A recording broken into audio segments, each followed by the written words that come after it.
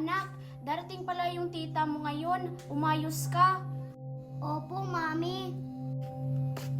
Tao po? Bunso? Nandito na ako. Oh, nandyan na pala yung tita mo. Diyan ka muna.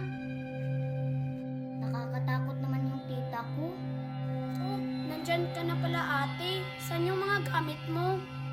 Ah, nandun sa kotse. Kunin mo na lang. O sige ate, ako nang bahala. Oy Maria, nakagawa ka na ng assignment natin. Ang hirap kasi nung pinapagawa ni Teacher Martha sa atin na assignment eh. Oo, Queenie, tapos na ako. Sana all tapos na. Ako kasi hindi ko pa nasagutan eh kasi ang hirap.